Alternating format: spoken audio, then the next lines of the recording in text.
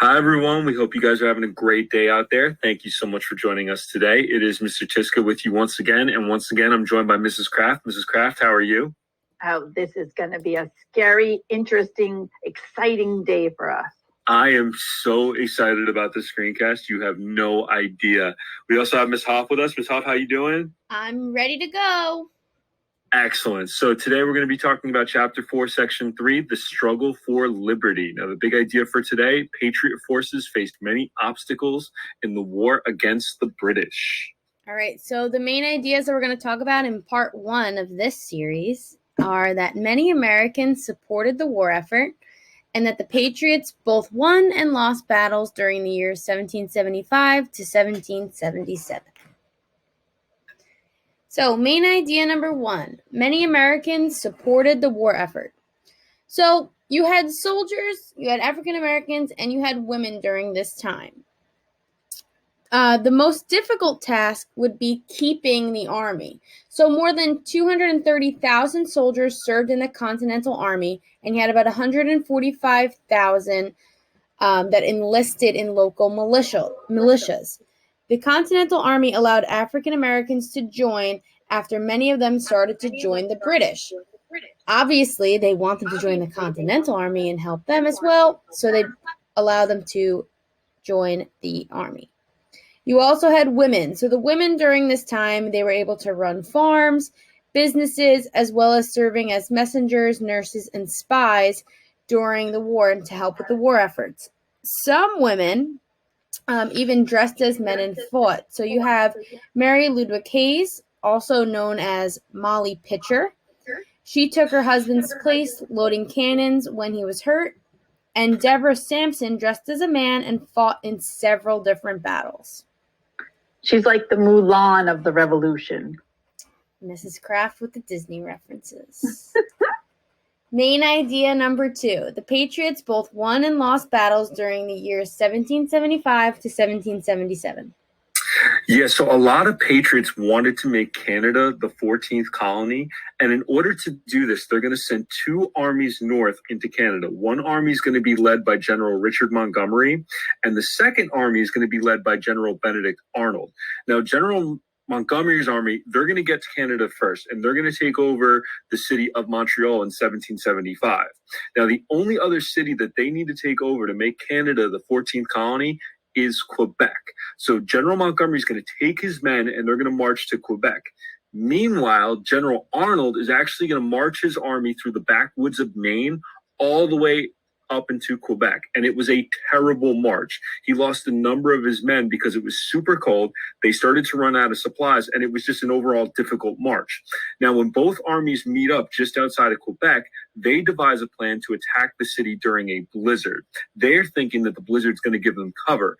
However, it ends up being a disaster because they underestimate how well fortified the city is. Now, the plan is for Montgomery to attack one side of the city, Arnold to attack the other, breach the walls of the city, meet in the middle, and completely overwhelm the British forces. So Montgomery attacks his side of the city, but he is actually killed. He is shot dead by British forces, and as soon as he loses his life, his army retreats.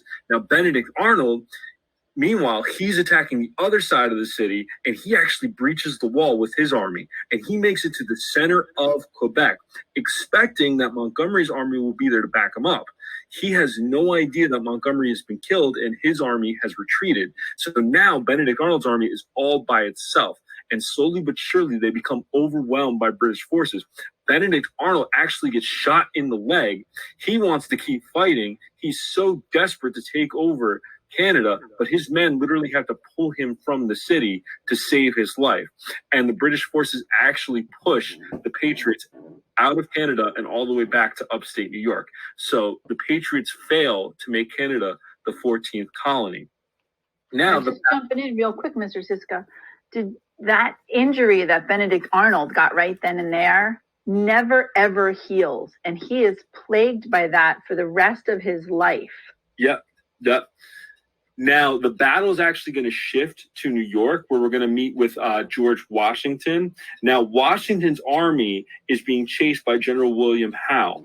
And Washington needs to know exactly how many men Howe has, what their position is. So Washington is actually going to send in a young captain from Connecticut by the name of Nathan Hale to spy on the British forces. Hale disguises himself as a school teacher, watches Howe's forces for weeks on end, takes notes, hides them in his shoes, and then tries to make his way back to the Patriots. However, he is caught by the British. Now, depending on what you read, some sources even say that his cousin, who was a loyalist, recognized him and ratted him out to the British. Anyway, he's caught by the British, and he is charged with treason. He's found guilty, and they are going to hang him. Now, if it were you or me, I would be crying like a little baby if I was about to be hanged. I'd be like, no, no. But as he's about to be executed, Captain Nathan Hale says this very famous quote: "I regret that I have but one life to lose for my country." Basically, he's saying that if he could do it all over again, he would do the same thing. He wouldn't have an issue with it, as crazy as that is to believe. Now, after Nathan Hale is executed, General Howe's army and General Washington's army, they're going to do battle.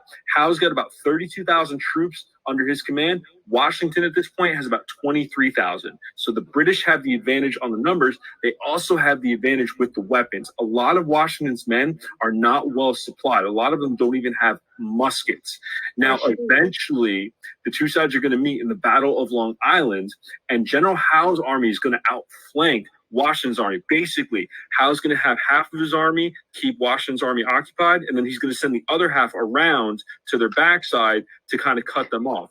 Washington's army instantly starts to retreat, but the problem is, in order to get away from Howe's army, they have to cross through a swamp, and that delays them so much so that the British basically just stand there and shoot them down.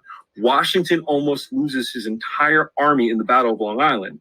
Meanwhile, General Howe, he's as happy as can be. He wanted revenge against this guy for what he did at Dorchester Heights. So Howe's looking at it like, yes, finally, I have my revenge. And he's waiting for Washington to come out and to surrender. He's like, you know what? I'm not even going to go in there and destroy them. I'm going to wait for him to come out to me, and because he's going to surrender to me because I'm better than he is. So that night, Washington comes out with an idea. He's like, you know what? I know the British are out there. They're watching our campsite. Let's light all the campfires. Now, he does that to convince Howe that he and his army are still in the campsite. So Howe's looking out there, and he's like, oh, I see the campfires. They must still be in the campsite. Yeah, not so much, because while Howe is distracted, Washington slowly moves all of his men off of Long Island. And just to show you what kind of commander Washington was, he was the very last person to get on a boat to leave Long Island. And they're going to head into New Jersey. The next morning, when Howe looks at Washington's campsite, he realizes he's been tricked and that Washington and his army have left the campsite. Now, Howe's not going to forget that, and he's going to chase him all the way into New Jersey, where we're going to pick it up with Mrs. Kraft. Now, in New Jersey, you're talking about it's now wintertime. And Washington decides that he is going to take his troops across the Delaware. And I don't know that we mentioned this yet, but England had also hired German mercenaries called Hessians to fight on their behalf.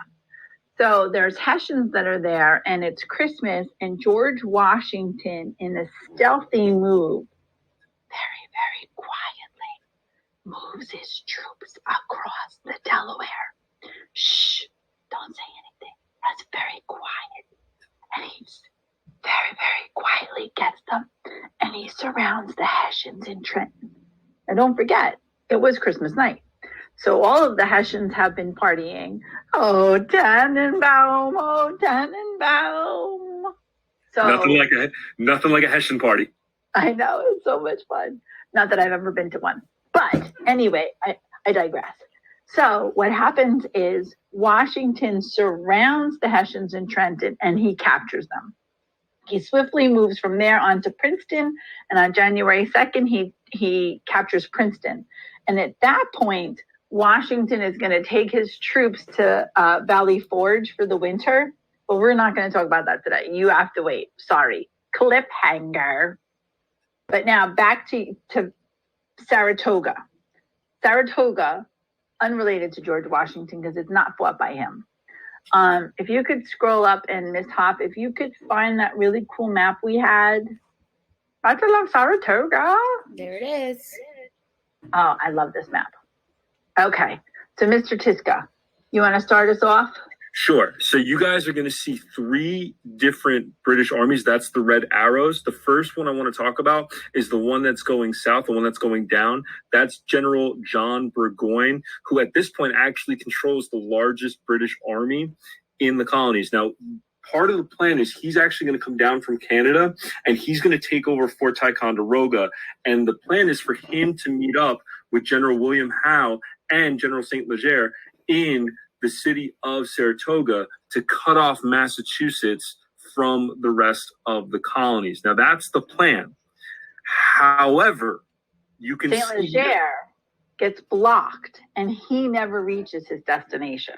Exactly. Now, General William Howe, like I said, he's supposed to march up from the south and meet up with General John Burgoyne. Mr. General Howe. This is the King of England, and I would really like it if you would go and take over that rebel capital of Philadelphia. So hurry along, go take care of that. So as you just heard from the king himself, General William Howe was actually ordered by the king to take over Philadelphia because Philadelphia was the meeting place of the Continental Congress. It was the headquarters of the Patriots. So General William Howe is going to take over Philadelphia instead, and he's not going to meet up with Burgoyne in Saratoga. That's not the only bad news that Burgoyne's going to get, because as Burgoyne is moving south to Saratoga, his army is moving incredibly slow. They move something like a mile per day. That's it. And the reason why they're moving slow is because the Patriots, they know they're coming and they try to cut down trees and block their path and prevent them from moving very quickly.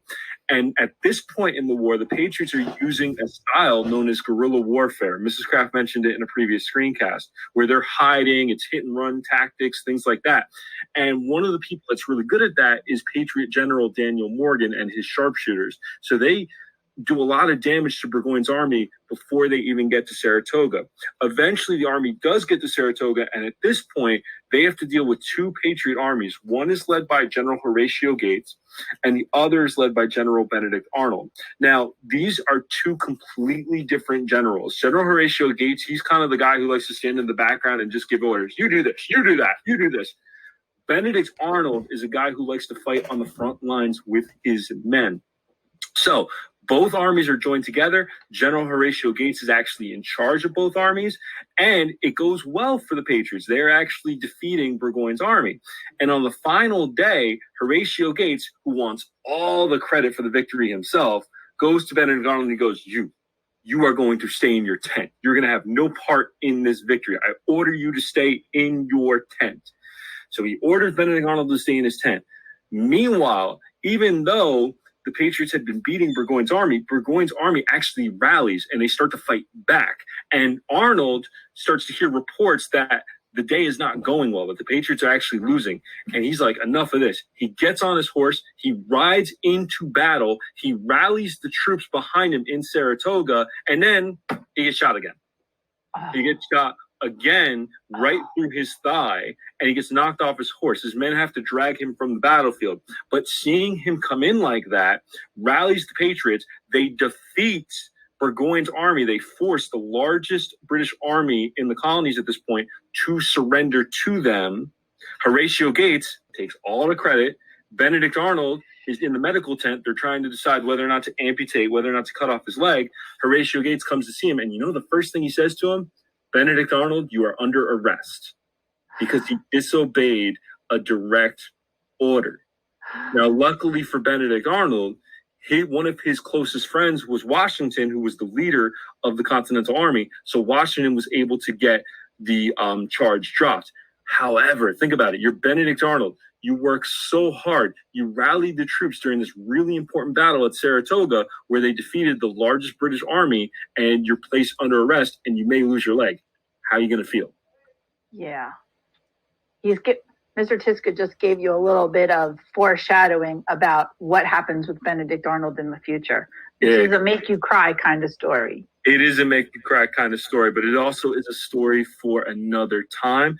Mrs. Kraft, do you have anything else you want to add? No, I'm crying already because I know how it happened.